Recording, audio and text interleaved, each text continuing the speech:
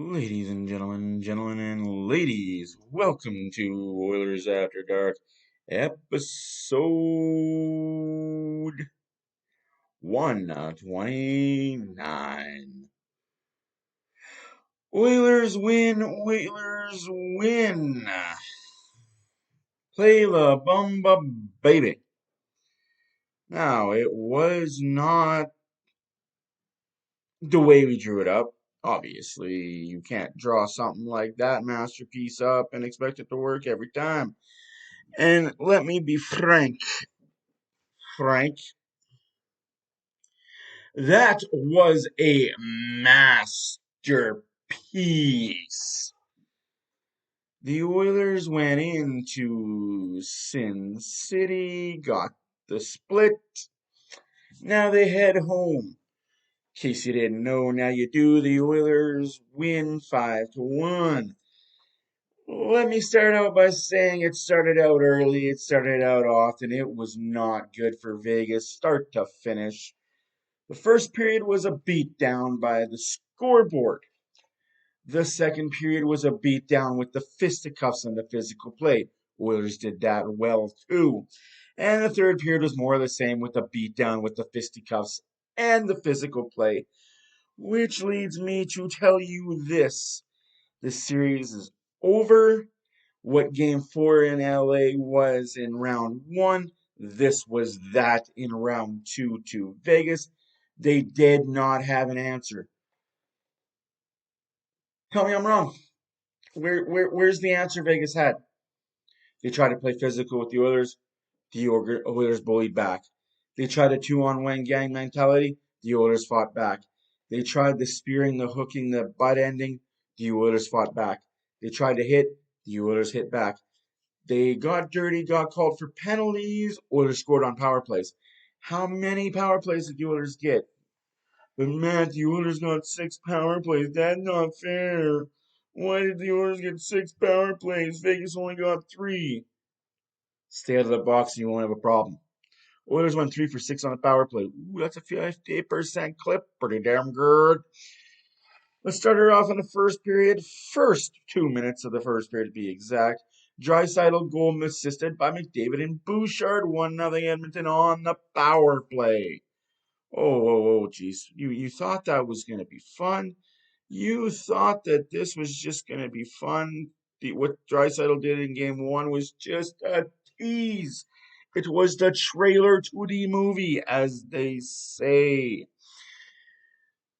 Well, we move on. Because you had to know. You had to know that an ass kicking like this was going to come eventually. Like, no, you didn't know. I find it hard to believe you didn't know this ass kicking was going to come by the Oilers. They had to have this game eventually. They had to have this put you in your place, run all over the place, ruckshot in your own building. You were confident, Vegas. We beat the Oilers 6-4 in game 1. Yeah, the Oilers played their C game.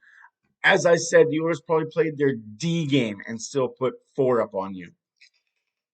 Naughty, too shabby. Well, we move on. Second goal, scored by Bouchard on the power play, assisted by Hopkins and Hyman. I'm going to talk about this one for a second. So I got to get up and get better.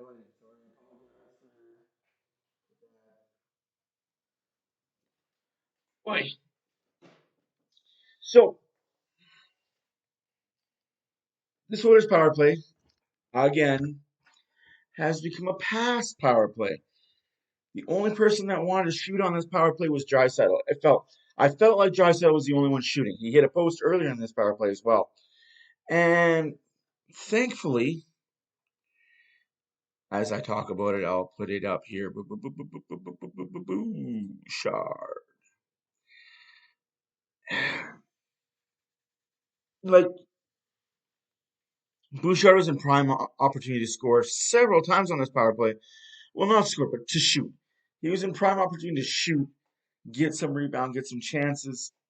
He didn't hold on, but man, when he shot, perfect precision shooting. Oilers are up 2-0. Now, both penalties were penalties. Hey, Vegas, this first period showed that you can't skate with the Oilers. This first period showed, and I hope there's Vegas fans in here that are watching this video and being like, what is this guy talking about? The first period showed you can't skate with them.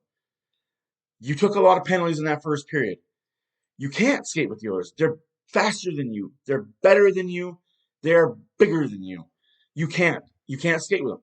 So the only way that you could do it is you had to rely on the refs not to call the penalties. Unfortunately for you this night, they were calling them every time. Love to see that. And the third goal, Vegas had a power play, by the way, guys. This is the funny kick in the nuts part for me. Vegas had a power play. But never fear, 97, Connor McDavid, your captain, is here to get a short and a goal and a beauty. The one hand nip and tuck between the 5 hole. My God, does this guy do everything. Power play, penalty kill, 5-on-5, 4-on-4, 3-on-3 in overtime when it was needed in the regular season. There's not a thing he cannot do and do well. Maybe on the defensive side he could be a little bit better, but hey, beggars can't be choosers and choosers cannot be beggars. I think that's how the saying goes. If not, oh well. But we're not done. No, we are not done. We are still in the first period and the Oilers are still running roughshod.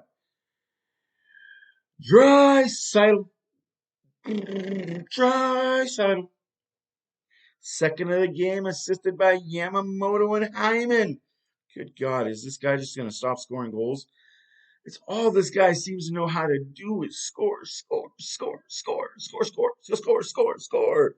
To the tune of first player to score 13 goals in an 8-game span in the postseason since, drumroll please, Yuri Curry in 1985. Damn, these records keep piling up for these Oilers. Good things happen to those. Good things happen to those Oilers. Good things may happen for these Oilers. Time will tell. Anyway, by the by, second period comes around. Another power play for the Oilers. Nothing materialized. But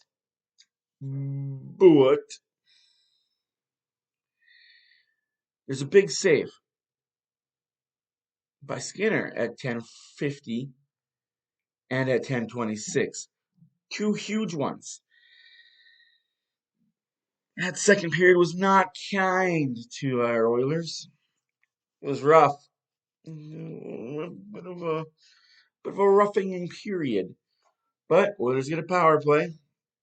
Wonder what's going to happen. Hoo. Connor McDavid, assisted by Hopkins and Bouchard, makes it 5-0 Edmonton. Good God, can this guy find pockets? I watched that replay, and there's a little hole. Like it was. I'm gonna use this as an example. My fist is closed tight as Brossoit is getting off the post. He opens up about yay much, like that much, just enough for McDavid to see. Ooh, I see a hole. Shoot at that hole, and shoots it perfectly. Finds a place. You couldn't throw the puck any better than McDavid shot it. But then we get some fisticuffs, Kulak and Holden. That really wasn't much of a fight. I'd say the Kane Colasar was more of a fight. But this is where it gets interesting. Kane Colasar fight. Okay. To me, that should have been the second fight of the game during a fight. Both players out tossed, no questions asked. You fought while another fight was going on. That's a second fight. That's an automatic ejection for both of you. Refs did not see it that way. How? I don't know. They called the Kulak holding thing a fight. I would call that a roughing, and I would have called those two for a fight. If you're going to call a fight on any of that, that would have been the way I would have went. Unfortunately, they called the Kulak holding thing a fight. They called the Kosar Kane thing a wrestling match. 2 minutes for roughing. Kane got the extra 2 and the 10-minute misconduct. Now, I was reading the rule books a little bit. The refs are very lenient on Kane. Very lenient on Kane, very lenient on Kosar. Had you given them the 2 fighting majors, both of them would have been tossed. It would have squashed any rhetoric that happened later on in the game. But no, that's not the way the NHL officials operate, apparently. They like seeing the fisticuffs and the roughy stuffs. We all do too. Thank you for being amazing refs this game. So they just gave Kane, obviously, the instigator. Obviously, they gave the power play to Vegas, and Kane got the extra 10 minutes. It is what it is. Hey, it's better than being thrown completely out of the game. Saved his bacon, saved Kolesar's bacon. Whatever, right? So it comes along. Nothing deteriorates. Nothing happens. Vegas got the power play, didn't do anything on it. And then in the third period, Barbashev scores, makes it 5-1 for the Oilers. Oilers get a late power play, didn't matter. McDavid was on the bench for 15 minutes of the third period. Draisaitl was on the bench for 15 minutes of the third period. Like, it didn't need, there was no need to pile on. If the third and fourth lines were out there still scoring, Vegas, you hooped. Brossoit got pulled. Now, this is very interesting to me and in my discussion with people. Quick is number 4 on the depth chart for Vegas. You heard that right. He's number 4 behind Brossoit, Hill, Thompson. So, and then you got Quick as the 4th. I don't know. I don't understand it. I don't get it. But this is what I mean by the Oilers dominated start to finish. They kicked their ass in the goal scoring in the first period because they knew they could. And then when it came to the rough stuff, fisticuffs that Vegas was trying to do, they still couldn't hang. Vegas isn't as tough as the Oilers are. Point blank, period. Um, they were bullied. Oilers went into Vegas and bullied the hell out of Vegas because they could. And I'm going to play a clip. I don't usually do this, but I'm going to play a clip just for y'all because I think it is very important. This is the Kane interview after the game. I think it's worth listening to. If you're a child, please cover your ears. Earmuffs, please. I don't see a lot of body shots in hockey scraps. Is that I don't know, is that a... Well, yeah, I mean, you also don't see a lot of guys getting jumped from behind and headlocked, and then, you know, when you want to fuck around, sometimes you got to find out, so that's what happened. All right, today we're going to talk about how we can find out and how much we can find out and what it takes to get there. So first we have to decide how much do we want to find out. So let's say in this case, I want to find out at a level of 7. Okay, so I find that level on my graph and I come horizontally to my gradient line. Where it intersects with my gradient line, I'm going to come straight down to where it intersects with my fuck around line. That there is going to tell me how much I have to fuck around to find out what I need to find out. See, as you can see, the more you fuck around, the more you're going to find out. And also, if you stay down here and you never fuck around, you'll never find out. So I hope this lesson is helpful. Thank you.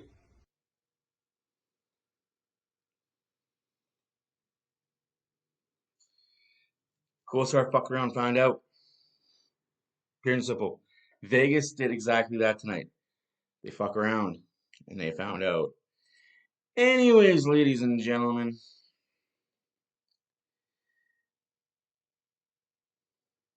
the Oilers won. Did they have to win that badly? Probably not. But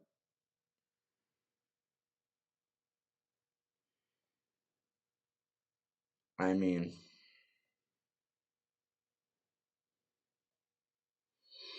They didn't have to, but they did. What are you going to do about it, Vegas? Just like Toronto has to find their chutzpah in their ball sack for Game 3, you got to find yours in Game 3 in Edmonton. I honestly don't think you got it in you.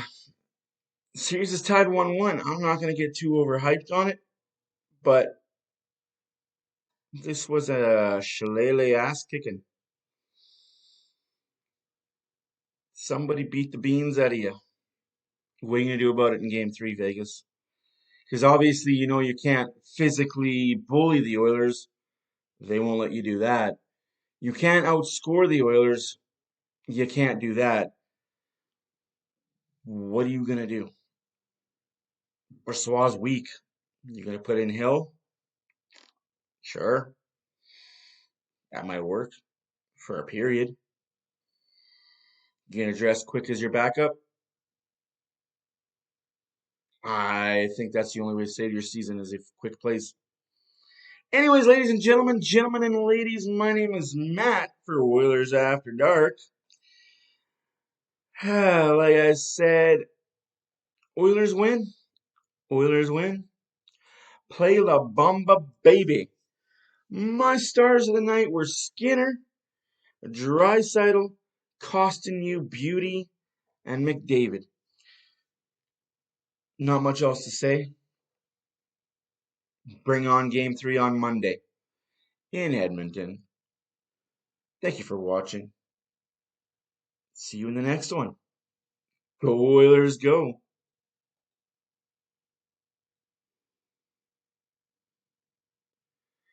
This has been episode 129 of Oilers After Dark, brought to you by Oilers After Dark. Don't forget to hit that like button. Hit the subscribe button. Don't forget to hit that notification bell. Tells you when we go live and do post-game videos. See you Monday.